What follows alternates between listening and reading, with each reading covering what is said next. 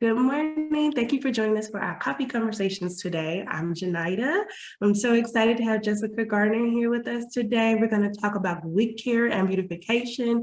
As we all know, women love their hair, and their hair is a journey and it's precious. It's a glory to some women.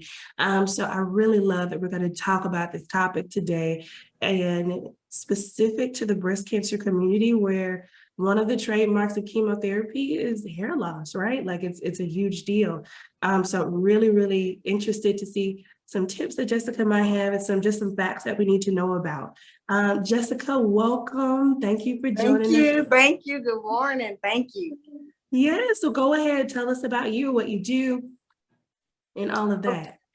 Okay, well, she already told you my name is Jessica Garner, and I am a cosmetology instructor at Paul Mitchell, the school. I'm not originally from Birmingham, Alabama. I am a Florence, Alabama, born and raised baby. Love it. I'm a country girl, so born and raised in Florence, Alabama, but I moved to the big city, new adventures, and I studied early childhood education at UAB. And just took a journey from educating in the school industry to actually doing cosmetology because I love hair and makeup. My family's really big on it. I also had an aunt who was a cosmetology artist, so it's in my family. I feel like it's in my blood. But went from that journey and got my instructor license at Paul Mitchell, and I'm still teaching. So I love to teach. That's one thing about it. So I love to share knowledge, and I'm so glad to be here today. Thank you. And in that journey with hair is a teachable moment. Your hair changes throughout your life, and especially for breast cancer survivors and those in active treatment, even after treatment. I know that we've had some conversation with ladies saying like after treatment, their hair texture was completely different. Like it wasn't the same.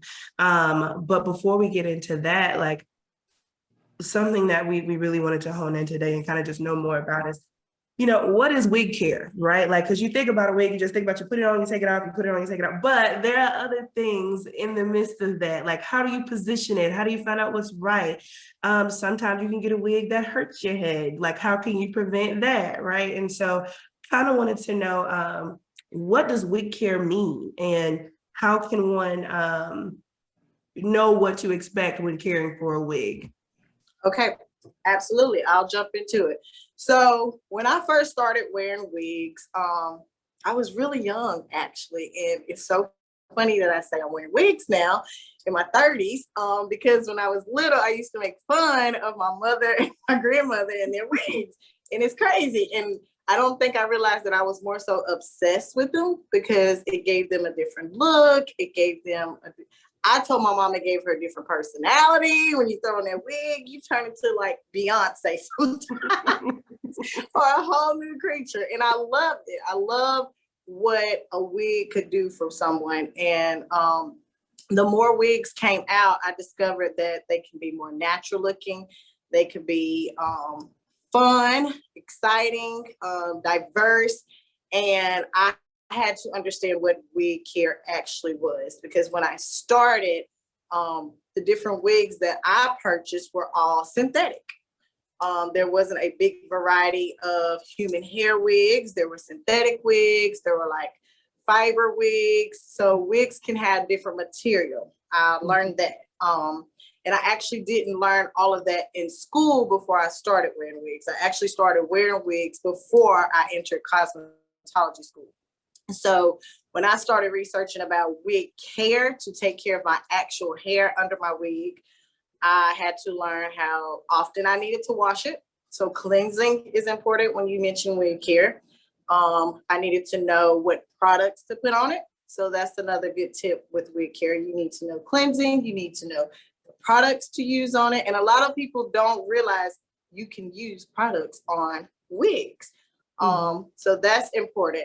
I also had to learn styling. That was my biggest issue. And that was also some of the issues that I realized when my parents or my aunts and my mom wore wig, they didn't know how to style it. And they always would put it on and say, it just don't look right. It don't look like the mannequin, or it doesn't look like the picture. Yes, That's the that's one. the Like word. it looks too It looks, wiggy. Mhm. yes, it looks too wiggy. And so I was like, okay, styling. So that's when I got in cosmetology school and I realized you can style a wig. You can cut it, you can trim it. If you purchase a human hair wig, you can color it. So that's wig care. Coloring, it's basically maintenance when you think of wig care, the maintenance that it requires. And the maintenance on a wig, depending on the type of fabric or hair texture it is, you have to maintain it to look natural, or to just be comfortable. Because Yeah. my mother, who has leukemia, she started wearing wigs, she started losing her hair. And that's one main reason I really got into wig care. I wanted her to have something fun. She cried when she had to shave her hair. She had long, beautiful hair, and she cried. And I was like, why are you crying? Like, we get to go to the store and purchase like 1,000 wigs, and I get to play with them, and you get to see different looks that you're not used to. And it grew into her. And now, like, she's like, where did you get that wig? What does that look like? Can you come? Just the other day, she came to the shop and she's like, can you cut this wig? And so that's wig care, maintaining it, styling it, and cleansing it. That's my biggest things that I focus on when someone wants to purchase a wig or start wearing wigs.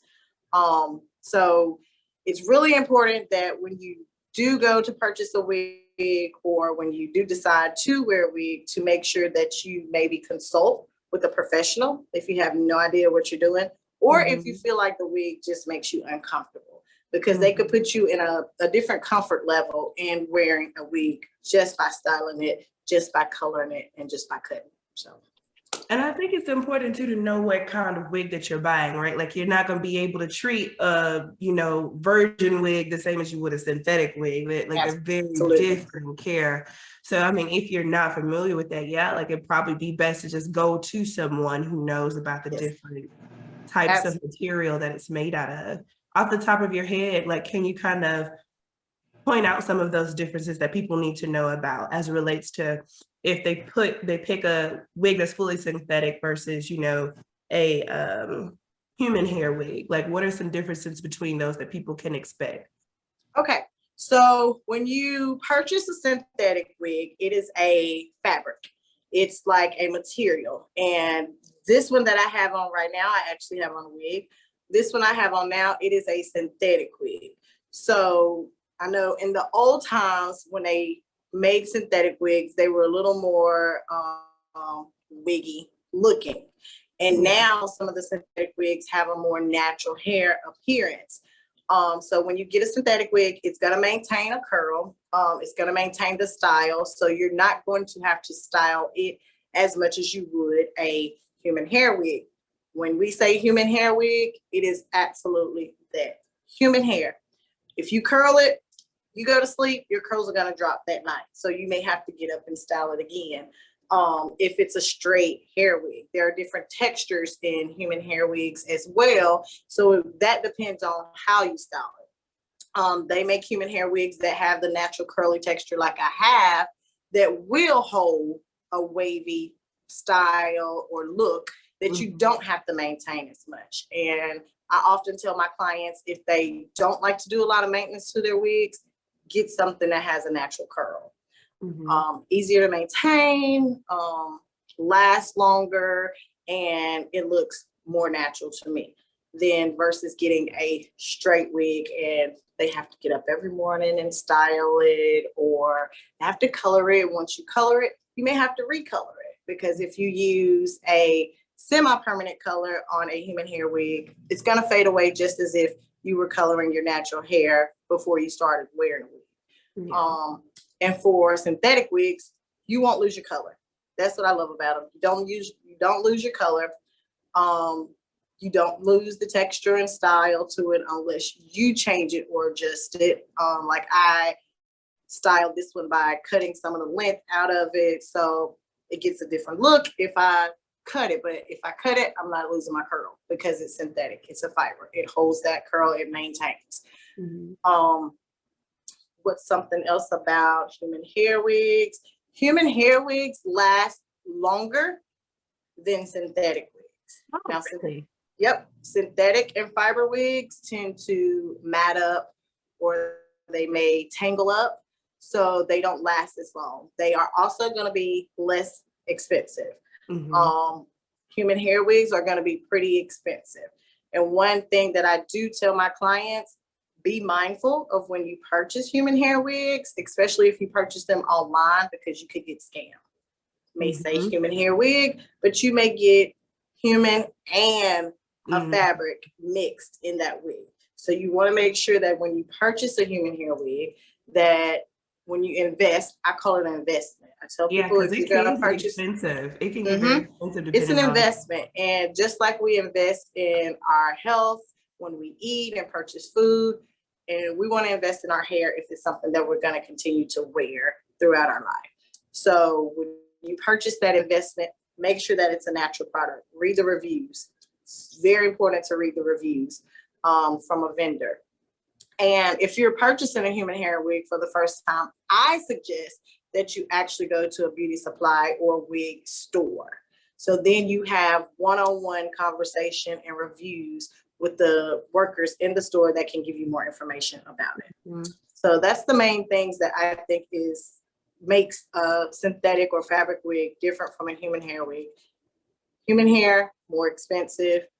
You have to maintain it a little bit more than a synthetic or different type of fiber wig. And I like that you pointed like going to a store, and I don't think people realize you can have wigs made. Like if you see like hair that you don't like, because sometimes because I used to wear wigs too, like when I had like hair loss before I got locks, like when you go to a store, sometimes you just don't vibe with the mannequins. You don't vibe with the color, you don't vibe with the style, and that's okay. Everybody's very unique, but that is also an option. You can buy bundles of hair, and you can actually get a wig made. I learned to do it on YouTube. Don't be like me and do it on YouTube, because that's not everybody's skill set. But if you know somebody like Jessica who can do for you, you can also get a wig made. Like, hey, I want it to be this material, and then maybe they can give you some referrals on where to get your hair from that's reputable. Because just like with the wigs online, you can buy hair offline and be bad hair, and they charge you an arm and a leg for it. And they say that it's human, but you can actually get the wig and it be bad. Yes, it can be terrible. I've had a few experiences like that. So there's no telling. I wish I would have counted when I started purchasing wigs. So there's no telling how much money I invested when I first started wearing wigs in what I thought was human hair. And then you wash it, you style it, and then you got a big matted knot. And I'm like, it's a fiber. So I learned, read the reviews or purchase from someone that's a local vendor. There are a lot of local vendors in Birmingham. I myself do not sell human hair, but I do have several vendors that I trust, that I've actually worn their human hair and invested in. And I can definitely suggest that they are a good quality brand of hair. Also, I learned that if I do want a custom wig, always make sure that you consult with somebody. I actually just made a custom wig for a client. So I always tell my clients, consult with somebody.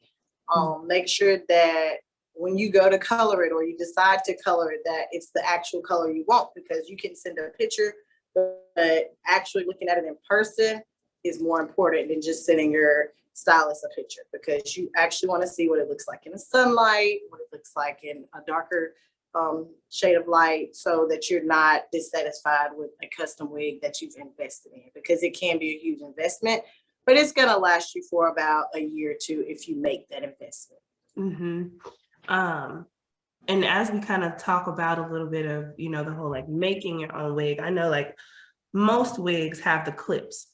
Yes. Right. And that's not ideal. Those things can be painful. If you've experienced a lot of loss, like it's not realistic. What are you going to clip it to? So what are some other things that someone can do to make sure that their wig is not only secure, but also comfortable? Okay. So a lot of new things have come out with maintaining a wig, because when I did start wearing wigs, they did have the clips, and I lost a lot of hair myself from wearing those clips because I have really fine curly hair. So I had to learn to wear other styles. And I actually learned a few things from other stylists about maintaining a wig with fine hair versus coarse hair versus curly hair. And some new techniques that have come out now are bands. If you get a custom made wig, or even if you purchase a wig at a store, you can add an elastic band to it so you have a little bit more security. They also now have out glue, wig glue. But you also have to be cautious about using certain wig glues. I had a few clients that were allergic to latex and different types of glue. And you want to make sure that if you do decide to glue a wig down, or also have an option of sewing a wig down, you want to make sure that you're not allergic to the fabric. And a lot of people discovered that when they started wearing those different styles. So always test your glue, and like maybe on the back of your neck if you're going to glue it down. And always test your string before your stylist sew your wig down. That's another option to do, because some people are allergic to cotton fibers in their hair, and it's just in their hair. They can wear cotton clothes and things like that, but your scalp is more sensitive than your skin on your arms and your legs and other places on your body. So always make sure that when you're trying a new product or trying a style, a different style besides the wig clips, that you're not allergic to what you're gonna use. But there are options to do a glue down option, a sew-in option, or a band option that gives you more security. I wish I wouldn't have glued this one. I actually would have took it off, and I do it all the time. People go, "You're not embarrassed about that?" I'm going, no, I am a teacher. If I'm embarrassed about taking off my wig, then how am I going to teach someone the proper way of doing something? Yeah. So one thing that I do to secure my wigs is I usually braid my hair under. Where I'm thin at and places like that, I don't have as much security. So I actually put on what they call a wig cap.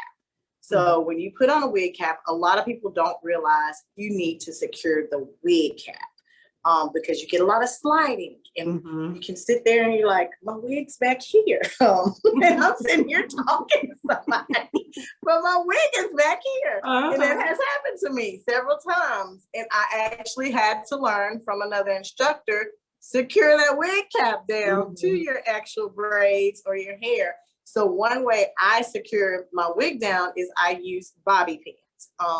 Small ones, I make sure I'm not allergic to certain ones, but very small bobby pins. I put them in like almost an X shape, crisscross shape, like in the center of my head and on the sides of my head and on the back. And when I put them in, I make sure that the rigid area is sitting upright. That will give you more security. And it's also locking your wig cap onto your actual braids or hair. Or if you're bald like my mom and you don't have that security, it's actually giving her an area that's gonna hold that wig and keep it from sliding by having those bobby pins in.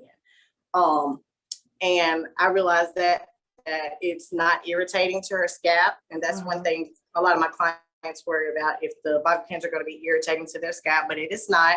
And if it is irritating to your scalp, they do have elastic bands that also have a rigid edge where you can put on your wig cap and put on an elastic band, Velcro it around the crown of your head, and put your wig on for security. And another way is to put bobby pins in. Like, I'll show y'all. I'm very, very free spirit, so I have bobby pins. I keep them. Yeah. I keep the small bobby pins. So I put them on the corners where you can't really see where my wigs are. I put them on the corners just for security. And it gives me a little bit more security even when I glue a wig down. So there are a lot of options to keep your wig more secure now. And I'm glad, like when I was a young kid, like I grew up, my grandparents were pastors, and, my grandma had a lot of wigs, and I would always play around in her wigs, but those little clips would just hurt so bad. Yes. It would literally like just scratch you and it just be sore. So I'm so glad that there are things where you can do the band now. I know when I got older and I started, buying my own wigs, getting my own made, I would literally sew a band in, and that to me, it didn't hurt. It didn't do it too tight, because there are some that you can adjust. Like you can literally buy the band, cut it to whatever your head shape is. So thank you for, letting people know that that is an option. And to not scare people away. Yeah, because that's one thing. A lot of people don't wear wigs because some people don't secure theirs, and they'll talk to a friend and they'll sit there and look at their friend, and their wig is like sitting back here, and they're like, I can't do a wig. I'm gonna end up like her. I'm gonna look crazy. Everybody's gonna know it's a wig. But one thing my mom experienced is that a lot too, and I'm like, you gotta secure it. She's like, I don't have hair to secure it. And I'm like, well, let's try this. And finally, she got to where she's like, okay, the wind's not gonna blow my wig off, so I got it down. It's on here. Yeah. So security is really important. So make sure, if you have no idea how to secure it, or if you're having problems with your wig adjusting on you, that if you need to consult with somebody about if you're doing it properly or what to do. You do that before you just give up on wigs. Yes, please don't give up on wigs. Wigs have saved my life many times. Yes, but I do want to touch back too on like the glue aspect, right? Because sometimes people still might not be comfortable with the band, and I know that glue it's another product, right? Like we got to be mindful about what we're putting on our bodies. But just kind of generally, like how can someone what are some expectations that someone can have if they're like, hey, I want to use wig glue because that feels like a better fit for me, but how do I wash it off? Like what's the proper way to do that? What's the proper way to make sure that I'm not damaging my scalp or my skin? Okay, so the wig cap, it is a lifesaver. So you have to put a wig cap on, which gives you that protection from the glue when you're gonna glue on a wig. Some people do it's also another product called it's like a protectant for when you glue in hair. Some people do that option and then put the wig glue on. But one thing that I do tell clients that's very important, and just out of experience, is make sure you talk to your doctor about what products you may be allergic to before you try it. Because if you have a breast cancer patient, or even someone that may not be a breast cancer patient that may be allergic or taking other medications, they need to know that what's in that product will not cross with what they're taking. Right. That happens to a lot of people. It happened to my mom. She didn't start doing her chemo pills until later on, but when she would put glue on, it would irritate her skin because her skin was a little bit thinner by being on the chemo. It was a little bit weaker, so she could not maintain the glue.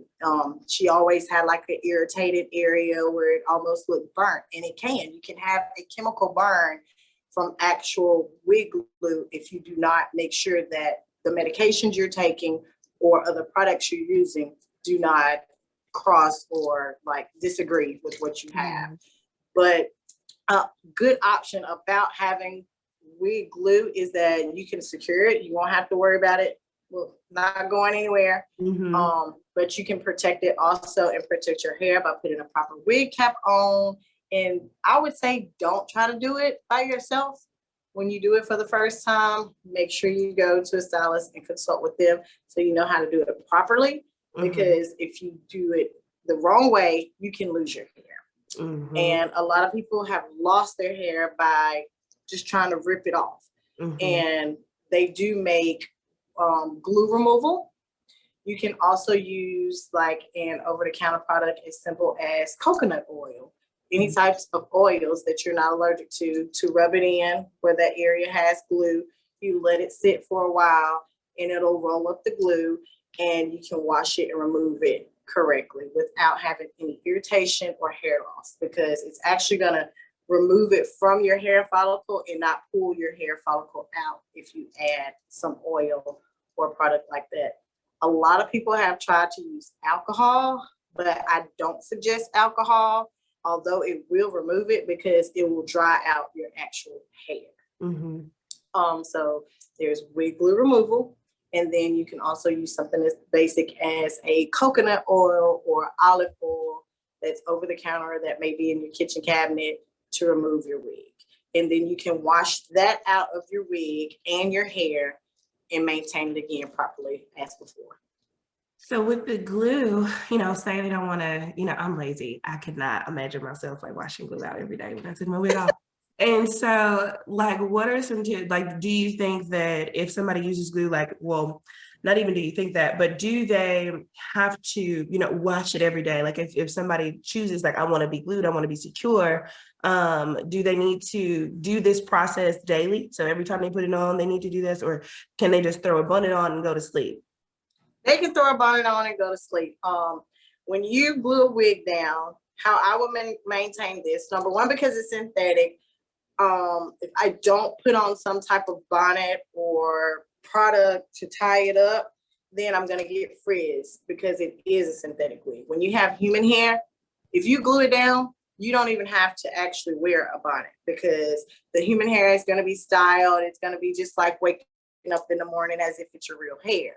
And I love that option. I do. I love synthetic option too, because I just like how it maintains the curls. But in the summertime, I wear a lot of human hair wigs that I can glue down because if I want to go swimming, there are glue products that are water resistant, and it's better for me. I can get in a pool, I can go to the beach, and my wig is secure. I won't be embarrassed about it washing off. My mom has had a lot of experiences, and that happened to her one time, and I got it on camera. She was like, "Woo, I gotta do something else about these wigs. I think it almost just washed away and away." But that was an option that I discovered, is that I could use a water-resistant glue and wear a human hair wig and feel comfortable going to the beach or going swimming again. And a lot of women don't do that if they're wearing wigs because it's not secure. And that's a great option that's out there now as well. But at night, I would like tie the area down where it's glued, just the perimeter of the area. If you are not comfortable with a bonnet or a scarf or anything like that, they make elastic bands or silk bands that you can just put around the perimeter of the wig where the glue is at, so that you have more security and you don't have to get up every day and put more glue on or anything like that. It should stay secured. Get up in the morning and take it off. Maybe use your fingers to style it out like that a little bit, and you can get up and go. And it's also the same with human hair wig, because unless you want to style or curl it, take it off, get up, add some curls in it, and you can go. A lot of issues women have too with wearing like scarves and things like that, they get hot. My mom, she got hot a lot trying to wear a bonnet and things like that. She's like, "I'm old, I got hot flashes, I can't be wearing this stuff, lady." And so if you get hot, the glue option is a great option with the human hair wig, to not have to wear any bonnets or anything like that at night if you want to wear it. Well, thank you so much. You're like, welcome. Do you have any additional tips that you wanted to leave our viewers with? I feel like we could talk about this for a long time, and I know our Q&A is going to be really good today. Yes. But any final tips that you want to leave our listeners with? Maybe kind of talk a little to some, this is a huge step for someone, sometimes people are just not well versed about wigs and wig care, and there's still a little bit of a stigma around wigs, and so what are some tips that you have for individuals who are really struggling with the concept of wearing a wig? Because it's just, a very real barrier somebody that they might have, especially after a diagnosis. Oftentimes, women with very long, beautiful hair, and they've never had to wear any other hair, and now their hair is gone. And they're really struggling with this concept. What are some things that you would say to those women?